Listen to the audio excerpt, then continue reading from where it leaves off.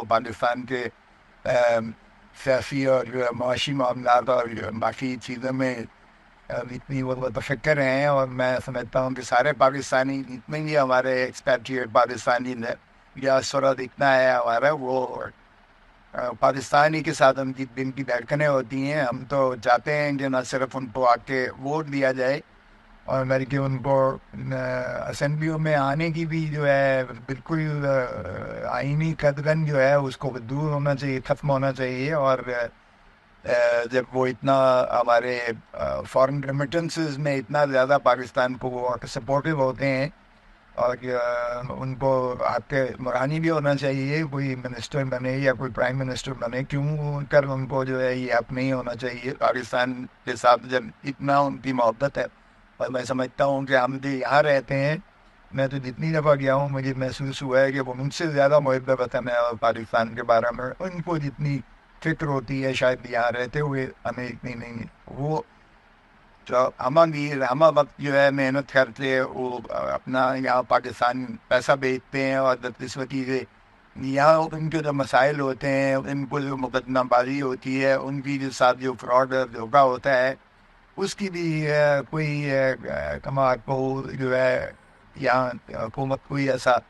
Mechanism نہیں ہے کہ ان کو انصاف مل سکے. چلے ہمارے ساتھ تو پاکستانیوں کے ساتھ تو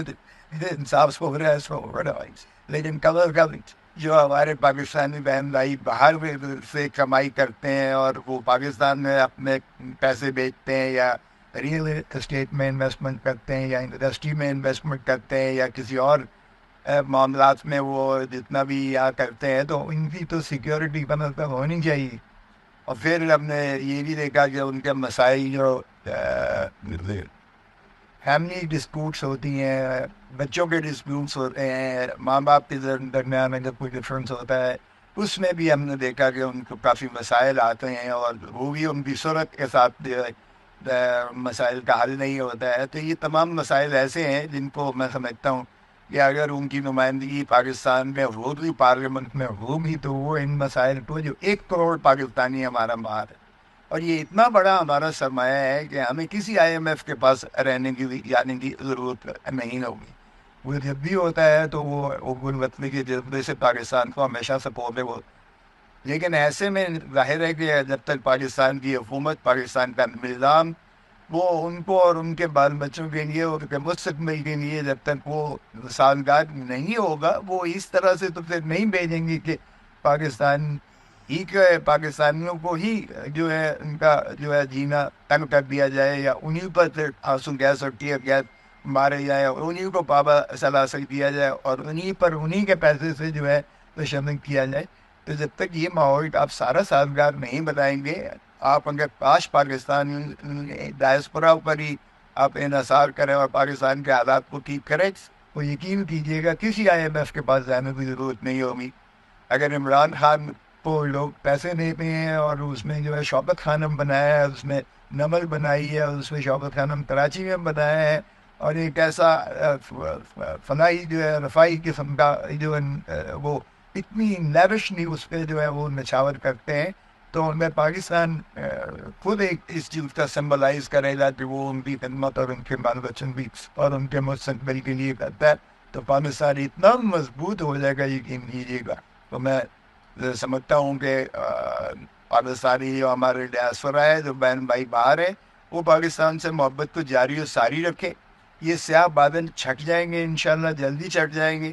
اور آپ اپنا جو بھی وہاں کردار ادا کر رہے ہیں یقیناً کیجیے گا. آپ کے پاس ساری ایمبیسی موجود ہے، آپ کی آواز جو ہے وہ یقیناً سنوائی دیتی ہے یہاں پر. جو بھی آپ کے دل میں آتا ہے پاکستان کی بہبود کے لیے، پاکستان کی فلاح کے لیے، پاکستان کے سیاسی نظام کی بہتری کے لیے، معاشی نظام کی بہتری کے لیے، آپ آواز بلند کیجیے گا. آپ کی گونج آواز کی جو ہے وہ ایمبیسنگ کے ذریعے یا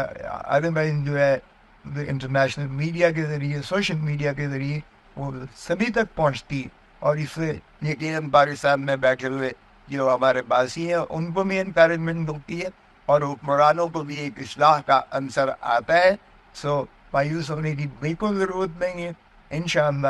ہم بھی ڈٹے ہوئے ہیں، ہم بھی لگے ہوئے ہیں. جو چیز حق سچ ہے उसको कहने में कभी एतराज़ न करें। और बाकी इंशाअल्लाह इंशाअल्लाह at the end of the tunnel there is always a light, and I'm sure that Pakistan is destined to become a prosperous nation and rise among the poverty of nation with dignity and pride. Thank you.